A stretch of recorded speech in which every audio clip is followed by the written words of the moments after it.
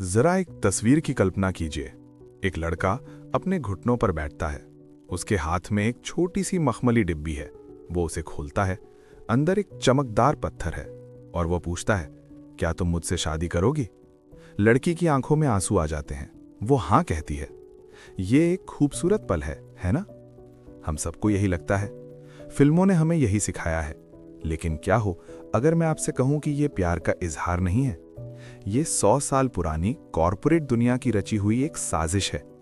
जिस पत्थर को आप सच्चे प्यार की निशानी मानकर अपनी गाड़ी कमाई लुटा रहे हैं, वो असल में उतना कीमती है ही नहीं।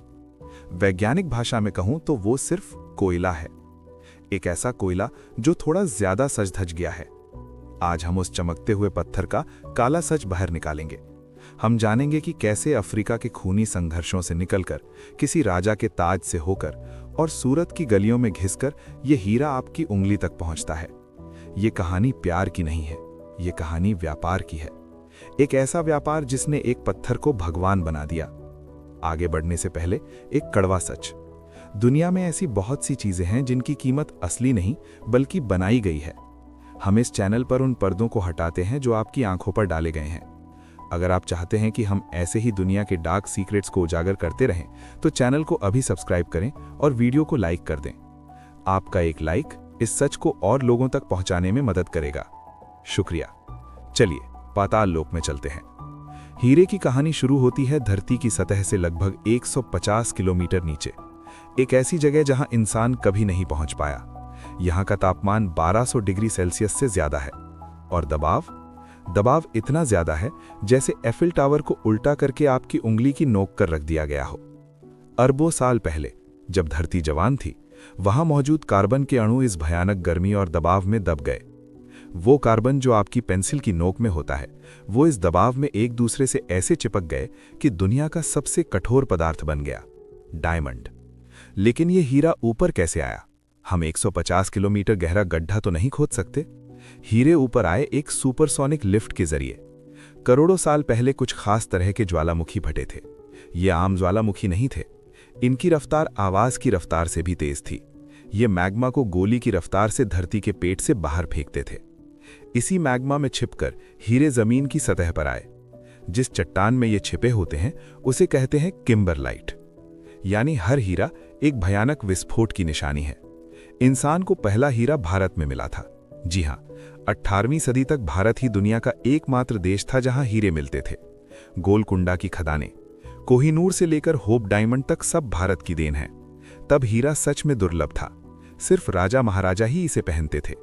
लेकिन फिर अफ्रीका का दरवाजा खुला और खेल बदल गया। 1867 की बात है।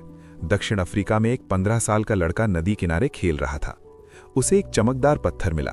उसने उसे खिलौना समझकर रख लिया। बाद में पता चला कि वो 21 कैरेट का हीरा था। इस खोज ने पूरी दुनिया को पागल कर दिया। हजारों लोग फावड़ा लेकर अफ्रीका पहुंच गए। किम्बरली की खदानें खोदी गईं और वहां से इतने हीरे निकले कि बाजार में हीरों की बाढ़ आ गई। और यहीं पर इकोनॉमिक्स का एक नियम आता है, मांग और आपूर्ति। अगर कोई चीज बाजार में बहुत ज्यादा हो जाए तो उसकी कीमत गिर जाती है। हीरा कंकड़ पत्थर के भाव बिकने वाला था। अमीरों ने हीरा पहनना छोड़ दिया क्योंकि अब ये आम हो गया था।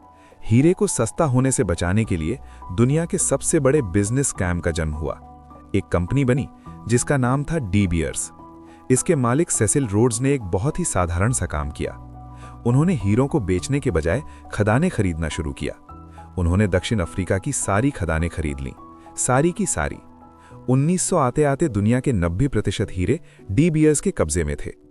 अब पूरी दुनिया में जितने भी हीरे निकलते वो उनकी तिजोरी में जाते। उन्होंने हीरों को बेचना बंद कर दिया। उन्होंने आर्टिफिशियल स्कार्सिटी पैदा की, यानी नकली कमी। उनके गोदाम हीरों से भरे पड़े थे, लेकिन वो बाजार में सिर्फ थोड़े से हीरे छोड़ते थे।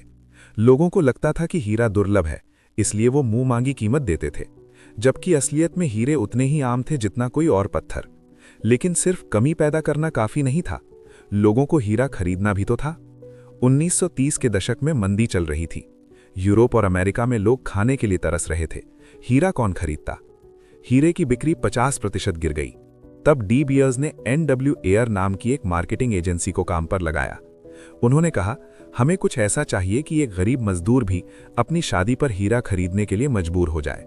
और तब 1947 में एक कॉपीराइटर ने नींद में एक लाइन लिखी, सिर्फ 4 शब्द, अ डायमंड इज फॉरएवर, हीरा है सदा के लिए।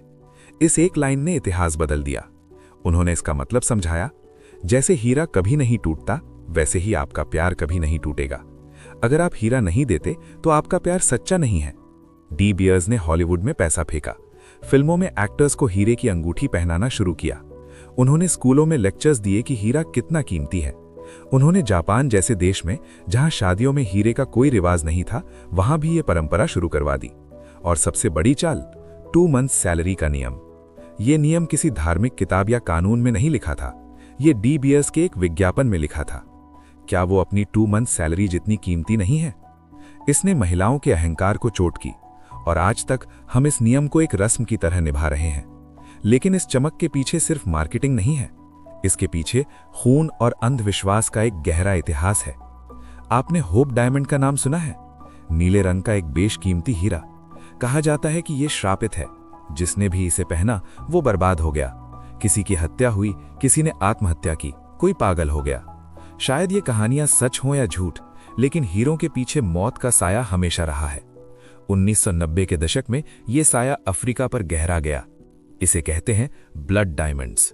सिएरा लियोन, अंगोला और कॉन्गो जैसे देशों में गृहयुद्ध छिड़ गया। विद्रोही गुटों को सरकार से लड़ने के लिए हथियार चाहिए थे, AK-47 चाहिए थी। उनके पास पैसा नहीं था, लेकिन उनके पास जमीन के नीचे दबे हीरे थे। उन्होंने आम नागरिकों को गुलाम बनाया।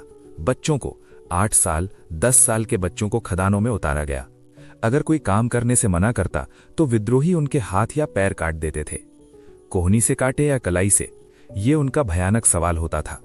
हजारों लोग मारे गए, गांव के गांव जला दिए गए, सिर्फ इसलिए ताकि वो कीचड़ में से वो चमकदार पत्थर निकाल सकें। वो पत्थर सस्ते दामों में तस्करों को बेचे गए, और उन कंपनियों ने उस खूनी पत्थर को साफ करके एक सुंदर सी डिब्बी में पैक करके आपको बेच दिया। आपकी संगाई की अंगूठी में लगा वो हीरा, हो सकता है उसके पीछे किसी बच्चे का कटा हुआ हाथ हो।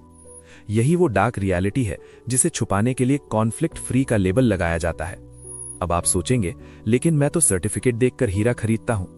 कट, कलर, क्लैरिटी और कैरेट, द 4 C's। क्या आपको पता है ये सिस्टम किसने बनाया? जी हां, उसी डी बियर्स और ज्वेलरी इंडस्ट्री ने। क्यों? क्योंकि आपको कंफ्यूज किया जा सके। अगर वो सिर्फ हीरा बेचते तो आप भाव तौल करते, लेकिन जब वो कहते हैं कि सर इसका कट VVS1 है और इसका कलर F ग्रेड है, तो आपको लगता है कि ये कोई बहुत बड़ी साइंस है। आप डर जाते हैं, आप सवाल नहीं पूछते, आप बस पैसे निकाल कर दे देते हैं। ये जटिलता जानबूझकर बनाई गई है ताकि मोटा मुनाफा कमाया जा सके। अब बात करते हैं भारत की। हीरा चाहे अफ्रीका से निकले या रूस से, उसे हीरा बनने के लिए भारत आना पड़ता है। गुजरात का शहर सूरत, दुनिया की डायमंड कैपिटल। दुनिया के 90% हीरे यहीं तराशे जाते हैं। जब हीरा खदान से निकलता है तो वो कांच के धुंधले टुकड़े जैसा दिखता है। उसे चमक देने के लिए उसे घिसना पड़ता है। सूरत की सकरी गलियों में हजारों कारखानों में लाखों कारीगर काम करते हैं, लेकिन इस चमक की कीमत वो अपनी सांसों से चुकाते हैं। हीरे को घिसते वक्त जो बारीक धूल उड़ती है, डायमंड डस्ट, वो सांस के जरिए उनके फेफड़ों में जम जाती है। बीमारी का नाम है सिलिकोसिस। कारीगरों का दम घुटता है, लेकिन वो काम करते रहते हैं क्योंकि उन्हें अपना पेट भरना है और आपको अपनी उंगली सजानी है। लेकिन अब इस हजारों साल पुराने खूनी साम्राज्य की नींव हिल रही है। इंसान ने कुदरत की नकल करना सीख लिया है। Lab grown diamonds. अब हमें जमीन खोदने की जरूरत नहीं है। अब हम लैब के अंदर एक माइक्रोवेव जैसी मशीन में वही माहौल बना सकते हैं जो धरती के नीचे होता है। इसे CVD कहते हैं। एक छोटे से चैम्बर में मीथेन गैस छोड़ी जाती है, उसे प्लाज्मा में बदला जाता है। कार्बन के परमाणु बारिश की तरह बरसते हैं और एक बीज पर जमने लगते हैं। कुछ ही हफ्तों में एक असली हीरा तैयार। ये नकली नहीं है, ये भौतिक और रासायनिक रूप से 100% असली हीरा है। यहां तक कि एक जौहरी भी अपनी आंख से फर्क नहीं बता सकता। फर्क सिर्फ इतना है कि इसके लिए किसी का हाथ नहीं काटा गया, और कीमत असली हीरे से 90% कम। जो हीरा कल तक 1 लाख का था, वो लैब में 10,000 का है, और यही बात बड़ी कंपनियों को डरा रही है। अगर हीरा सस्ता हो गया तो वो खास कैसे रहेगा? और अंत में सबसे बड़ा झूठ, हीरा एक इन्वेस्टमेंट है। चलिए एक प्रयोग करते हैं। आज आप बाजार जाइए, 1 लाख रुपए का एक शानदार हीरा खरीदिए। दुकानदार आपको कॉफी पिलाएगा, इज्जत देगा। अगले दिन उसी दुकान पर वापस जाइए और कहिए, मुझे ये हीरा वापस बेचना है। क्या आपको 1 लाख मिलेंगे? नहीं। क्या आपको 90,000 मिलेंगे? बिल्कुल नहीं। आपको शायद 40 या 50,000 भी मुश्किल से मिलेंगे। क्यों? क्योंकि हीरे की कोई रीसेल वैल्यू नहीं होती। आप जिस 1 लाख का भुगतान करते हैं उसमें से 50% तो सिर्फ मार्केटिंग और टैक्स होता है। हीरा जैसे ही शोरूम से बाहर निकलता है वो सेकंड हैंड हो जाता है। सोना पैसा है, हीरा सिर्फ एक खर्चा है। तो निष्कर्ष क्या है? हीरा एक खूबसूरत पत्थर है, इसमें कोई शक नहीं। ये कठोर है, ये चमकदार है, लेकिन इसकी कीमत हमारे दिमाग में बनाई गई है। ये प्यार का सबूत नहीं है, ये सिर्फ इस बात का सबूत है कि आप एक मार्केटिंग कंपनी की बातों में कितनी आसानी से आ गए। अगली बार जब आप किसी ज्वेलरी शोरूम में जाएं और वो सेल्समैन आपको लाखों का हीरा दिखाए, तो याद रखिएगा, आप पत्थर के पैसे नहीं दे रहे, आप उस मार्केटिंग, उस मोनोपोली और उस झूठी कमी के पैसे दे रहे हैं जो 100 साल पहले बनाई गई थी। और अगर सच में चमक ही चाहिए तो लैब ग्रोन डायमंड देख लीजिए। दिखता वही है, चमकता वही है, बस जेब पर और धरती पर भारी नहीं पड़ता। आज की वीडियो में इतना ही। अगर आपको हीरे की चमक के पीछे का ये काला सच समझ आया तो इस वीडियो को शेयर जरूर करें, खासकर उनके साथ जो शादी करने वाले हैं या अंगूठी खरीदने की सोच रहे हैं। अगली बार आप किस चीज की डार्क रियलिटी जानना चाहते हैं, मेकअप इंडस्ट्री या फिर परफ्यूम? कमेंट में लिखकर बताएं। मैं मिलूंगा आपसे अगली डॉक्यूमेंट्री में। तब तक के लिए असली परख नजर में रखिए, पत्थर में नहीं।